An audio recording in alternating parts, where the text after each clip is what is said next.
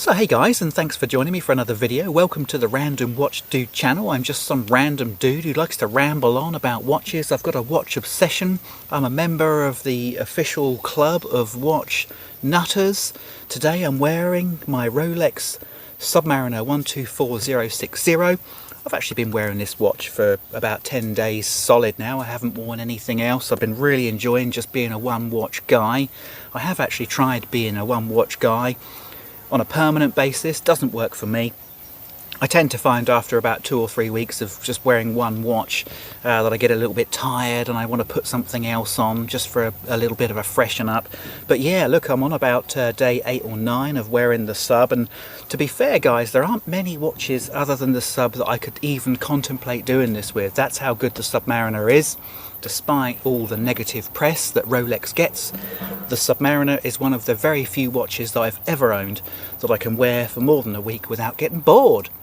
Anyway guys, speaking of getting bored, hasn't 2024 and 2025 so far been really dull when it comes to new watch releases? Now I think that's about to change. This video is just a quick catch up with where I'm at with Watches and Wonders, which is about 2 weeks away now. It's due on the 1st of April. There are 2 very specific watches that I want to talk to you about, which I think are going to happen. So let's get into it.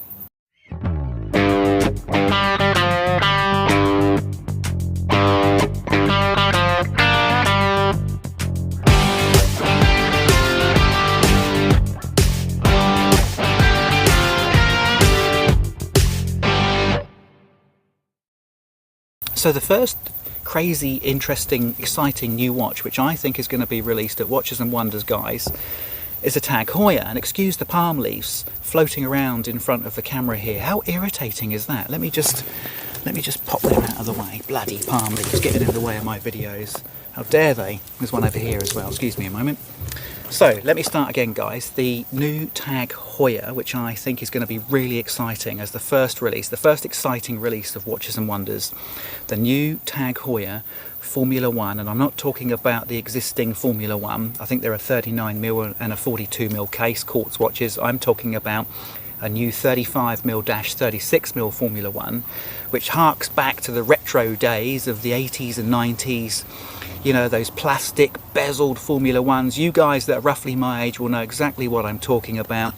We're talking about those really cool watches that we all aspired to when we were in our late teens and early 20s and into our 30s. They had the plastic bezel, they were red, they were green, they were blue. They were 35mm, they were quartz, they had a crappy steel bracelet, but they were such cool watches. Now they've been discontinued for quite some time now, but I'm pretty certain, guys, I'm pretty certain that at Watches and Wonders this year, 1st of April 2025, TAG Heuer are going to re-release the retro 35mm-36mm case TAG Heuer Formula 1. It's going to be a sensation. It's going to be a knockout, guys. And for those of you who recall the lunacy of the release when TAG Heuer released the collaboration with Kith. Yes, no, and I haven't got a lisp. They're called Kith. They're a boutique clothing brand. TAG Heuer did a collaboration with Kith last year, and they released a very, very limited run of these retro Formula 1s. They looked fantastic. I didn't personally want one because I have no idea and still don't really understand what Kith is, apart from somebody with a lisp trying to pronounce the rock band Kiss. I didn't buy one. Apparently they're you know, they're worth a phenomenal amount of money now because they're limited editions and everybody wanted one. But 1st of April, guys, this is prediction number 1. 1st of April, TAG Heuer will re-release the Formula 1 with a TAG Heuer logo, no silly collaborations, and it is going to be a sensation. I think this could really, really elevate TAG Heuer into the next rung, the next echelon of popularity and notoriety that they're looking for. Okay, so Watches and Wonders sensational release number 2, guys, is another QUARTZ. So the TAG Heuer Formula 1, that's going to be a QUARTZ. The next sensation is going to be another QUARTZ. And some of you, and it's a Rolex, guys, just to be clear, it's a Rolex. Some of you guys may have seen some of the rumours and some of the what are alluded to as being legitimate pictures of a new Oysterquartz, Rolex Oysterquartz. Now I've seen some of those pictures, and yeah, of course, yeah, anybody can fake and leak a picture which actually turns out not to be genuine. But Think about it, guys, and I know a lot of people out there are saying that these leaks are just fake news, and I get that, I totally understand that, they could be. But there's an awful lot of sense in Rolex releasing or re-releasing the new Oysterquartz. Why is it such a good idea? Well, because the price of watches has gone berserk. A lot of people can't even afford the entry-level Rolex now, like they used to be able to maybe 4 or 5 years ago. Price increases and inflation and high interest rates and higher debt amongst most people has now led to a situation where Rolex is becoming very, very difficult to justify, very, very difficult to afford. And so even the entry-level pieces now, even the Rolex entry-level pieces, like the Oyster Perpetuals and the Steel Datejusts, are getting really, really hard to justify, really, really hard to buy. So it makes a great deal of sense. Is that bloody palm leaf again? Let me just sort this palm out. You can't ruin my video. I'm sorry, as much as I like you. Where was I, guys? This bloody palm leaf keeps on trying to distract me and disturb me from my video making prowess. I'm trying to make this video as quick as I can and palm leaves are getting in the way and I've got things to do today, so I'm just going to get on with this video without editing any of this out. I'm sorry. Where was I? Affordability, that's right. So the Oysterquartz, a Rolex Oysterquartz, is potentially going to be the new entry-level Rolex, which is going to sit just under maybe the Oyster Perpetual. I think it's a great place for Rolex to be. I have it on very good authority. I've spoken to Rolex ADs about this, that Rolex are going to go a little bit nuts this year with affordable entry-level Rolex watches, because they appreciate the fact that they need to get, you know, some of the lower end, some of us plebs, some of us minions that can't afford all the gold shit that they've been releasing recently.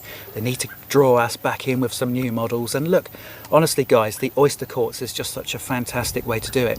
And before you snobs start saying, oh bloody quartz, Rolex would never do a quartz. Well, yes, they would do a quartz. It's been a bit unthinkable over the last few years, but yes, they absolutely would do a quartz, and they used to do one and it was very popular.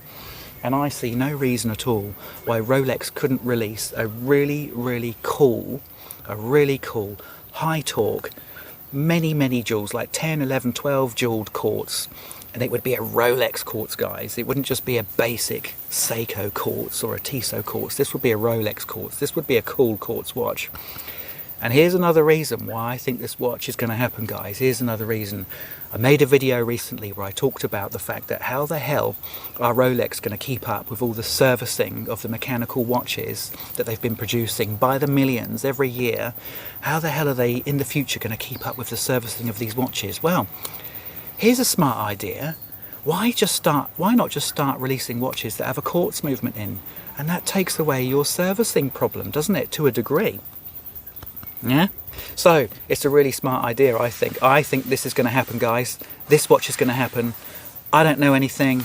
I'm just making a video where I'm guessing. I'm getting really excited about quartz watches at Watches and Wonders 2025. Tell me what you guys are getting excited about for Watches and Wonders 2025. Tell me whether you think I'm on the money or I'm miles off. Love to see your comments, guys, in the comments section. If you like the video, please give it a thumbs up. Many more people get to see it. Many more people get to see it if you give it just a thumbs up. And if you've got to this stage of the video, thanks very much, guys. I really appreciate you watching. Consider subscribing if you haven't already. If you have already subscribed, thanks again, guys. Really appreciate your viewership. I never take it for granted. And I look forward to seeing you guys on the next video. Cheers.